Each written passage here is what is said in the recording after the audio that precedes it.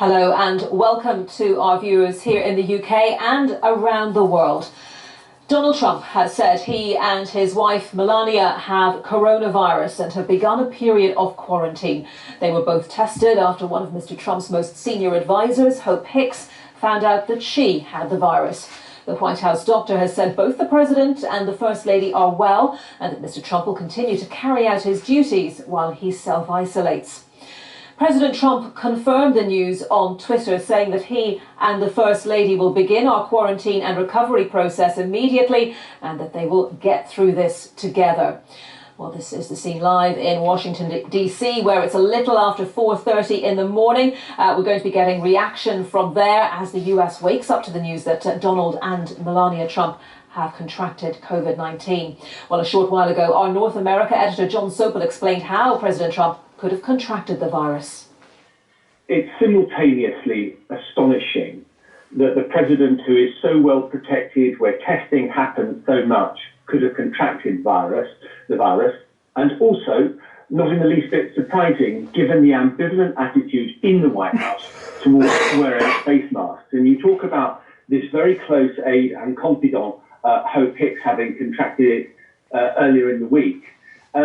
There is film of her and 4 other people walking to the Marine One helicopter, that cramped helicopter that takes the president and those people from the White House to Andrews Air Force Base. None of them are wearing masks at all. And that sort of underlines the problem, that you can have all the protection you need, but actually, if you haven't got the masks mitigating it, then that could be problematic and probably is how it spread. President Trump's incompetent handling of the Chinese coronavirus pandemic has resulted in over 210,000 American deaths that look set to reach 250,000 by voting day, and who has now himself tested positive for COVID-19. Given his antics of lack of social distance and mask wearing at huge enclosed space election rallies, the only surprising thing is that he's made it this far without getting infected. So can Trump survive COVID-19? After all, it came close to killing Britain's equally moronic 50-year-old or so Prime Minister Boris Johnson earlier in the year. Trump is aged 74, morbidly obese, so has 2 comorbidities. So that puts Trump statistically at about a 15% risk of dying from the virus. The only saving grace is that he has the best medical care that the profession can offer to ensure he makes it through his illness. However, it's uncertain how long it will last. Boris Johnson was ill for a good month, and he's 20 years younger than Trump. So that would put Trump beyond the voting day. He could be in hospital on voting day. However, did Trump infect Biden earlier in the week at his first debate? We will soon find out in the next few days. It will be a very strange election if you find both candidates in hospital on voting day, which means that the fight for the presidency is that of between Mike Pence and Kamala Harris.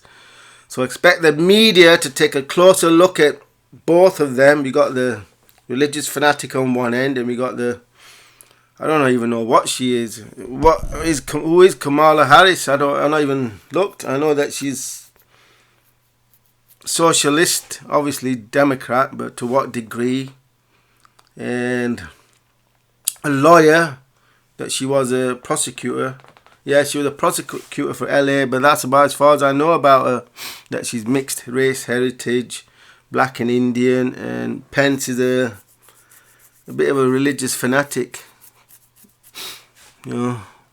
So it's gonna be a crazy election. If you thought it was a crazy so far, it's gonna get a lot crazier soon.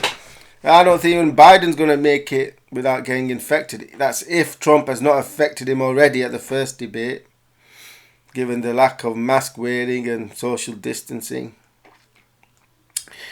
This is going to be one for the history books, this campaign, more so than 2016. You thought that was crazy. This is going to be